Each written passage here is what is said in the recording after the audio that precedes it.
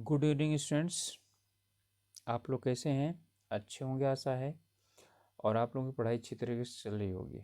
आप सब लोगों का एक बार फिर आपके अपने ऑनलाइन प्लेटफॉर्म प्रयाग एकेडमी में बहुत बहुत स्वागत है। स्टूडेंट्स, आज से हम जनरल स्टडीज़ के बीच में विषय में कुछ अलग सा करते हैं। ठीक है, कुछ अलग पढ़ते हैं। और हम आज शुरुआत करेंगे एक, यानी कि कुछ ऐसी जनरल नॉलेज की चीज़ें होती हैं जिसे आप जनरल नॉलेज कह सकते हैं, जनरल स्टडीज़ कह सकते हैं। ठीक है, जो थोड़ा सा अलग है, उसके विषय में जानना भी ज़रूरी होता है। ये कभी कभार करंट अफेयर्स किससे संबंधित भी होते हैं, तो इनके विषय में हमें जानना ज़रूरी है। तो इनके विषय में थोड़ा सारगर्भित जानकारी मैं आप लोगों को देने की कोशिश करूँगा। तो आप लोग साथ में लगातार बने रहिए। ठीक है। और हम आज जीके में यूनेस्को द्वारा जो सांस्कृतिक विरासत की सूची है, ठीक है, वो यानी कि किस प्रकार से बनाई जाती है, सांस्कृतिक विरासत हैं क्या, भारत के कुल कितने सांस्कृतिक विरासत की हैं, इनके विषय में हम पढ़ेंगे। तो यूनेस्को की जो सांस्कृतिक विरासत की सूची है, ये सांस्कृतिक विरासत 2003 के अभिसमय के अनुसार ये निर्धारित की गई है और इसके 5 क्षेत्र निश्चित हैं। ठीक है, अमूर्त सांस्कृतिक जो विरासत है उसके 5 क्षेत्र हैं।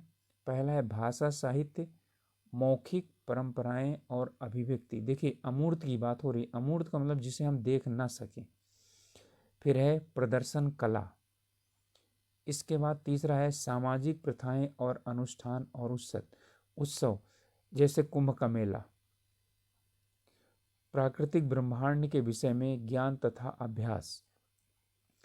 पारंपरिक शिल्प कौशल।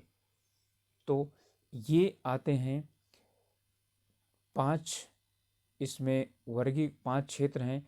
इसके अंतर्गत जो वस्तुएं आती हैं वो यूनेस्को के, ठीक है, सांस्कृतिक विरासत की सूची में सम्मिलित की जाती हैं।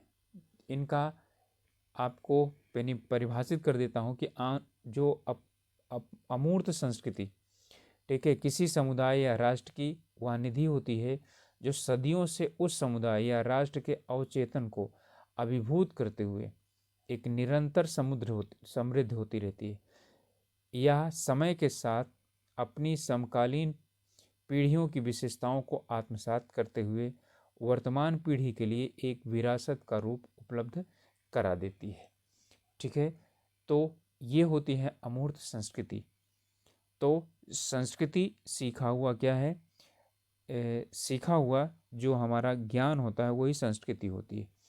चलिए, अब अमूर्त संस्कृति, भारत में जो अमूर्त संस्कृति की जो सूची है वो कितनी है?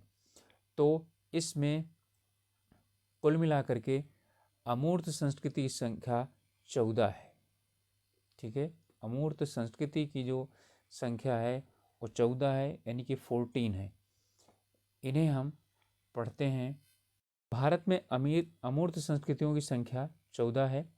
अमूर्त विरासत राष्ट्रीय सूची जो है यूनेस्को द्वारा स्वीकृत है। पहला है वैदिक मंत्रोच्चारण की परंपरा, यानी कि वेदों का जो उच्चारण है वो किस प्रकार से होता है, वो 2008 में स्वीकार किया गया। इसके बाद है रामलीला। रामलीला भी क्या है? अमूर्त है, उसे 2008 में स्वीकार किया गया। ये किसके अंतर्गत आता है? पारंपरिक प्रदर्शन। ठीक है, रामलीला का पारंपरिक प्रदर्शन। उधर मैंने बताया ना कि प्रदर्शन कला, तो प्रदर्शन कला के अंतर्गत क्या आता है? रामलीला आती है।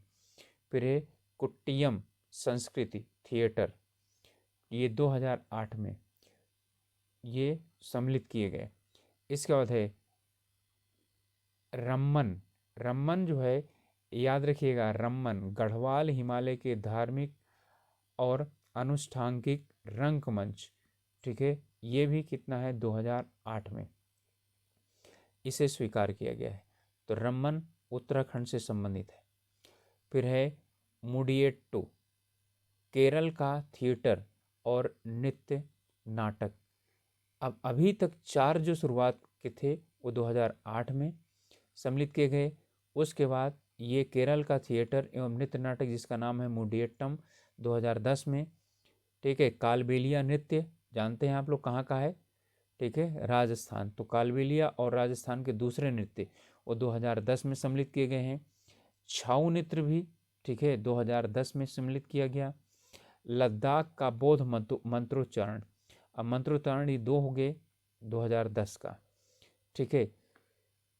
इसके बाद आता है 9वां है संकीर्तन मणिपुर का, ठीक है, अनुष्ठानिक, और ये है इसमें ढोल और नृत्य इनके सबके साथ होती हैं, 2013 में सम्मिलित किया गया। इसके बाद है 10वां, पंजाब में जंडियाला गुरु के ठठेरों के बीच पीतल और तांबे के बर्तन बनाने की पारंपरिक शिल्प, ये 2014 में सम्मिलित किया गया है। तो पंजाब का तांबे का बर्तन बनाने वाला पारंपरिक शिल्प 2014 में सम्मिलित किया। योग 2016 में सम्मिलित किया गया।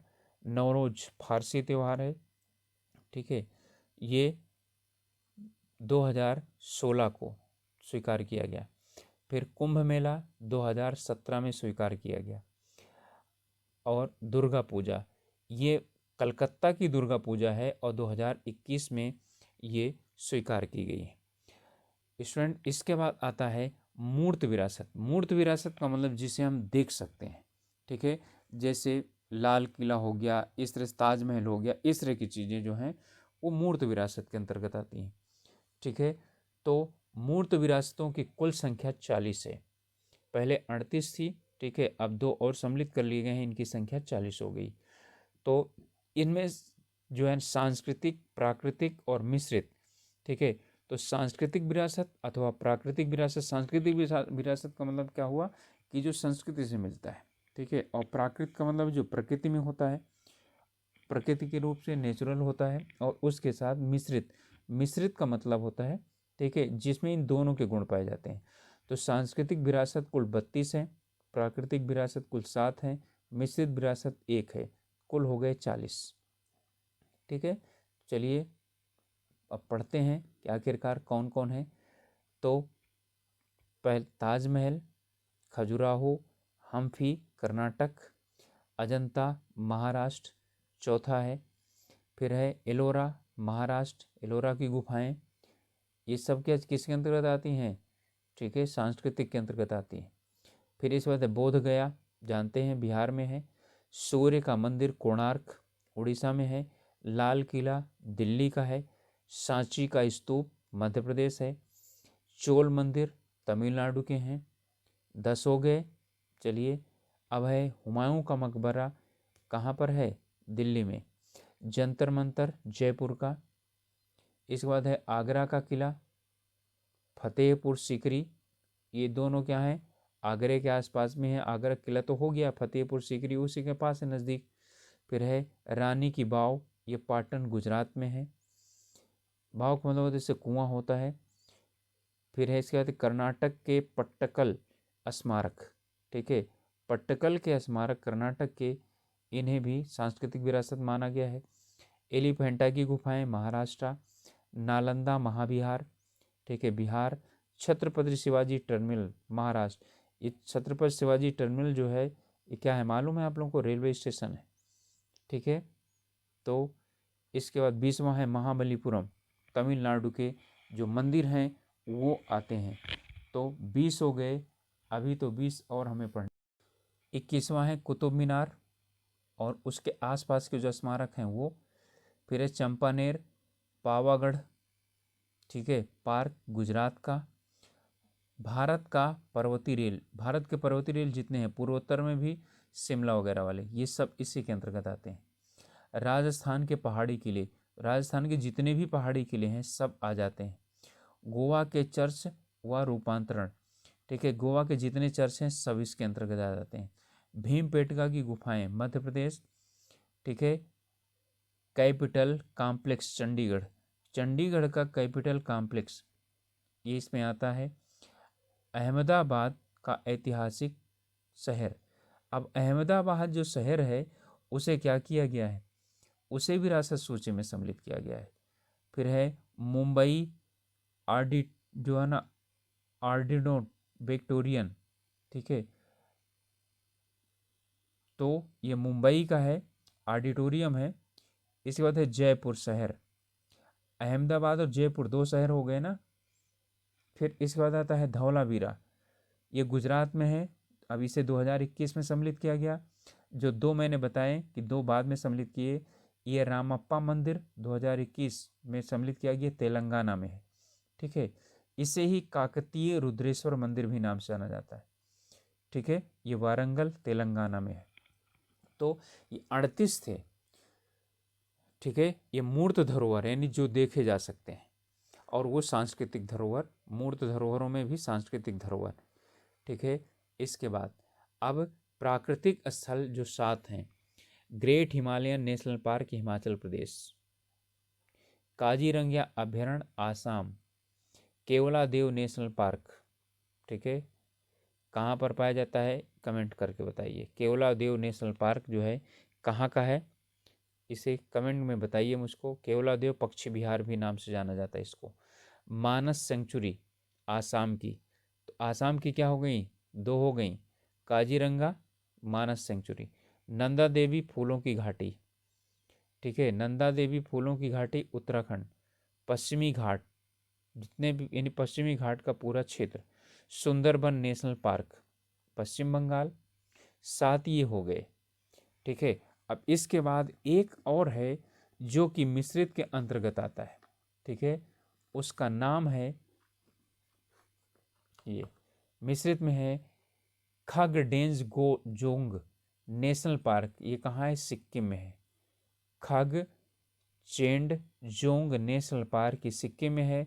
ये दोनों के अंतर्गत आता है। अब ये नेशनल पार्क है, ठीक है। यहाँ पर कुछ यानी कि प्राकृतिक भी है और यहाँ पर बनाया हुआ भी है, ठीक है, इसलिए ये दोनों के अंतर्गत आता है। तो स्टूडेंट्स ये बहुत ही महत्वपूर्ण है, और इनमें से पूछ लेता है, या तो संख्या पूछ लेता है या तो पूछ लेता है कि इनमें से कौन सा है।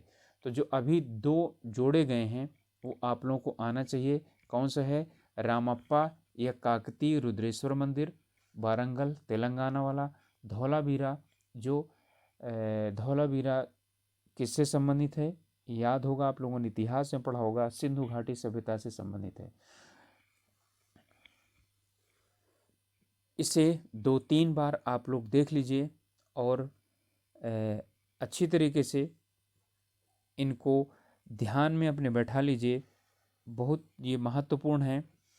मिलते हैं अगले वीडियो में, तब तक के लिए अपना ख्याल रखिए, पढ़ाई कीजिए, और आपसे रिक्वेस्ट है कि सब्सक्राइब ज़रूर कीजिए चैनल को यदि अभी तक सब्सक्राइब नहीं किए हैं। शेयर कीजिए अपने ग्रुप्स में और अपने दोस्तों में, जिससे कि हमारे साथ मिल करके वो अपनी जो है पढ़ाई आगे जारी रख सकें, ठीक है, तैयारी कर सकें। और लाइक ज़रूर कीजिएगा, यदि आपको लगता है कि लाइक करने लायक नहीं है डिसलाइक करिए, ज़रूर करिए, लेकिन लाइक या डिसलाइक ज़रूर करिए, ठीक है। तो स्टूडेंट्स मिलते हैं अगले वीडियो में, तब तक के लिए ऑल द बेस्ट।